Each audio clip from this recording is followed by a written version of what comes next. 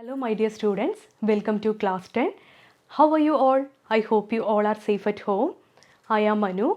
Here we are going to discuss some of the topics from class 10 chemistry. Let us begin with the first chapter. Our chapter name is Chemical Reactions and Equations. Children, we have already learned about physical and chemical changes in our previous classes. Here we will discuss some of the topics like chemical reactions, its symbolic representation, and how to write chemical formula. Let us start with chemical reaction. What is meant by chemical reaction?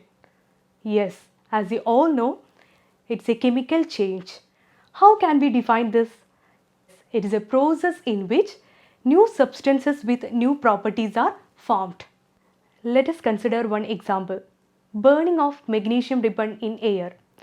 When we burn magnesium ribbon with the presence of air, it gets converted into magnesium oxide. The description of a chemical reaction in its sentence form is quite long.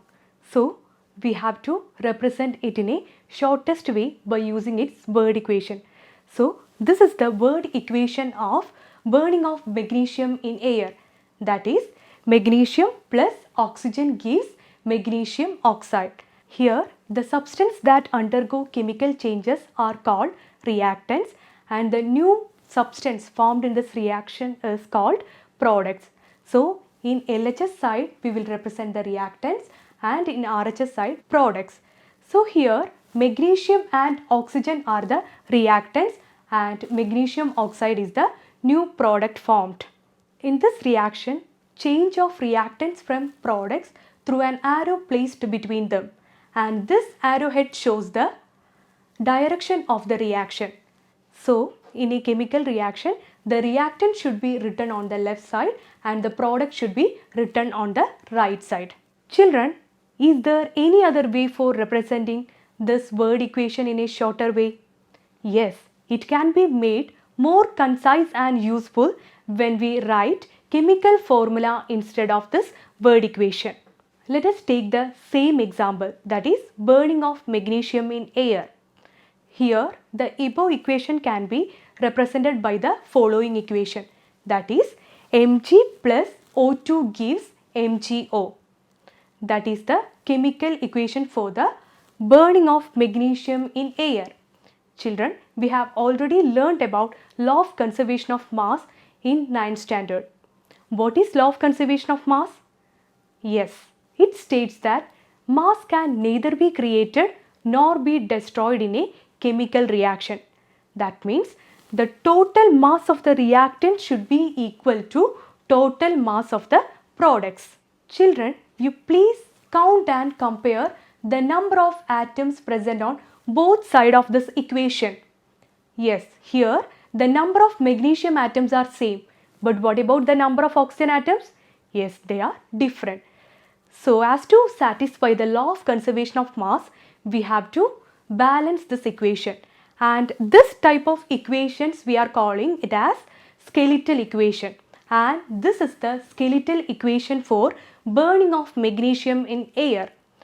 Next, we are going to study about how to balance one equation. So, let us take another example. When zinc reacts with sulfuric acid, it gets converted into zinc sulfate and hydrogen gas. And this is the word equation of this chemical reaction. The above equation can be written by the following chemical equation, that is Zn plus H2SO4 gives ZnSO4 plus H2 gas.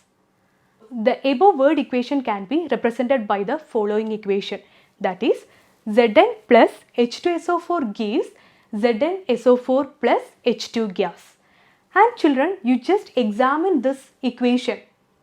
That means you have to check the number of atoms present on both sides of the equation. One zinc atom is present in the LHS side and one zinc atom is present in the RHS side. And if you take hydrogen atom, two hydrogen atoms are present in LHS side and two hydrogen atoms present in RHS side. So here the number of reactants as well as the number of products are equal, isn't it? So, no need of balancing this equation again. It is a balanced equation. Let us try to balance the following chemical equation. That is, iron. When it reacts with steam, it gets converted into ferric oxide and hydrogen gas. Let us try to balance the following chemical equation. That is, Fe plus H2O gives Fe3O4 plus H2 gas. Examine the number of atoms present on both sides of the equation. Yes, these are different. That is, the number of atoms present on both sides of the equation are different. So, we need to balance this equation step by step. When you are balancing one equation, you have to follow certain steps. The first step is you have to draw boxes around each atoms or compounds present in the equation. That is the first step. Then in the second step, you have to draw one table and divide the table into 3 columns, and in the first column you have to include the element's name. Then in the second column, write down the number of atoms in reactants, and in the third column you have to write the number of atoms present on the products or in RHS side. Then write down the element's name. So here iron, hydrogen and oxygen are the different elements present. So you just write down the element's name in the first box. Next, you want to write the number of atoms present on both sides. That is, first you want to consider iron. In LHS side, 1 iron atom is there, but in RHS side, 3 atoms are there. And when you consider hydrogen atom, both sides you can see 2 atoms are present there, or 2 hydrogen atoms are present on both sides of the equation. Then oxygen, okay, 3 in RHS and 1 in LHS. Then next step you have to start balancing, and when you start balancing one equation, you just start with the compounds which contain more number of atoms, and here Fe3O4 which contains more number of atoms. So in this equation, first you have to consider oxygen atom, because the number of oxygen atoms are 4 in RHS, but what about in LHS? Yes, only 1 atom is there. Okay, so how can we make this as 4? Yes, you want to multiply LHS side with 4. That means here only in LHS side only 1 molecule of water is there, that is 2 hydrogen atom and 1 oxygen atom. So as to make 4, what you have to do? You want to multiply this with 4. So you have to put 4 in front of water. Okay, put this 4 as coefficient. So number of oxygen atoms become 4 and the number of hydrogen atom becomes 8. Now the equation become partially balanced.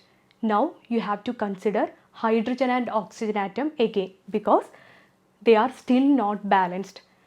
Next we have to consider hydrogen atom, because it contains more number of atoms. That means in left hand side the number of hydrogen atoms are 8, and in right hand side the number of hydrogen atoms are 2. Okay, so you have to balance hydrogen atoms again. How can we balance this? Yes, in RHS side you have to multiply the water molecule with 4. So you put this 4 as coefficient in front of water molecule. Now hydrogen also become balanced.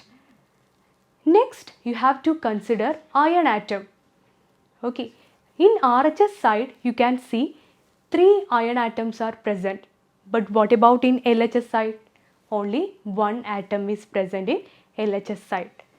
So you just put 3 as coefficient in front of iron atom. Now our equation become balanced, and in the 6th step you check whether the equation is balanced or not. Okay, so our equation become balanced, and in the final step or in the 7th step you have to include the physical states of the elements or compounds participating in this reaction. That is, iron, which is always in solid state, so you have to put S in bracket just nearer to iron. Then water, which is in gaseous form. That is, here the ion reacting with steam. So we have to write G in bracket. Then Fe3O4, it is again solid state. So I have to put S in bracket. Then hydrogen gas, it is always in gaseous state. So put G. In this way, we are balancing one equation. So now our equation become balanced. Here is your homework. You have to balance the chemical equation for the following reaction. That is, barium chloride plus potassium sulfate gives barium sulfate plus potassium chloride. Once again, I will tell you, barium chloride plus potassium sulfate gives barium sulfate plus potassium chloride. Thank you, children.